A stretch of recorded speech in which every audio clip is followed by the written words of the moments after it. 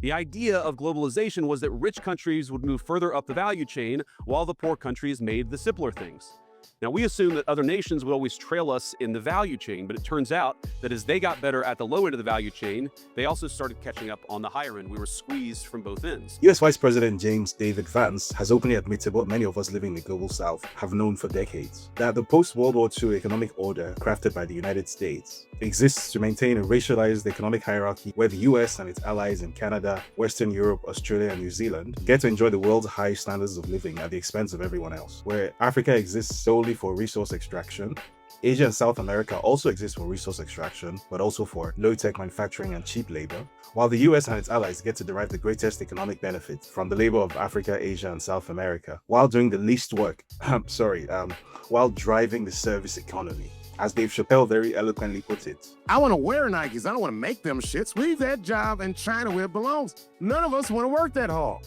I mean, Vance actually described this end-to-end process of economic apartheid in quite some detail. You would open an iPhone box and it would say designed in Cupertino, California. Now, the implication, of course, is that it would be manufactured in Shenzhen or somewhere else. What was missing from that description was what came before that factory in Shenzhen. You know, the preteen child miner in Kolwezi, southern DR Congo, who spends 9 hours every day working at a dangerous surface mine with a shovel to mine copper and cobalt and other minerals needed to make that iPhone. After these minerals are loaded onto a vehicle like this one, heading to Dar es Salaam port in Tanzania, where they will be loaded onto a ship destined for that Foxconn factory in Shenzhen that David Vance was talking about. Why is the US Vice President being so candid all of a sudden? To answer that question, you have to pay attention to what he said next, and perhaps just as importantly, where he said it. Cheap labor is fundamentally a crutch, and it's a crutch that inhibits innovation. I might even say that it's a drug that too many American firms got addicted to. Cheap labor, as you may know, is nowadays a Western political euphemism that can be used to refer to offshore workers or immigrant labor.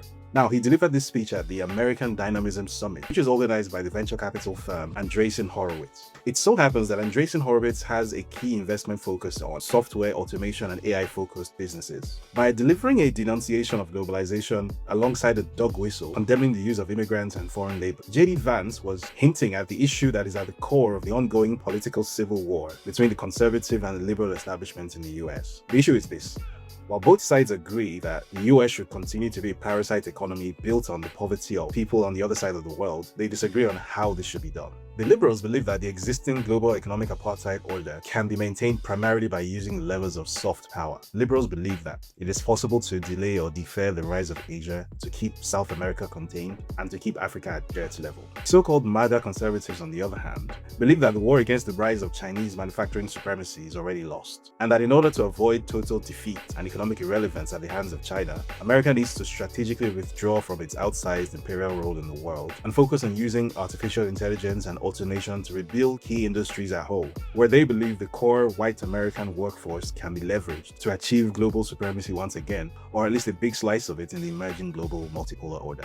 In other words, out goes USAID, the US Agency for Global Media, and the Paris Climate Agreement, and birthright citizenship, and H-1B visas, and any other institutional or legal framework that was designed to be part of that soft power umbrella.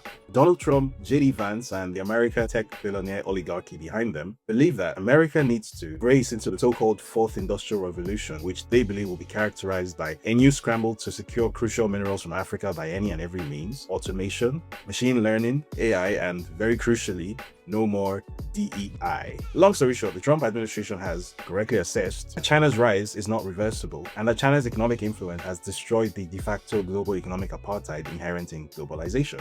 And its genius solution to this problem is to take America's non-DEI population of proud young white men and put them to work in the new AI-powered factories where everything is automated and they won't be needed? Yeah, I don't get it either. I think they might be going to war soon.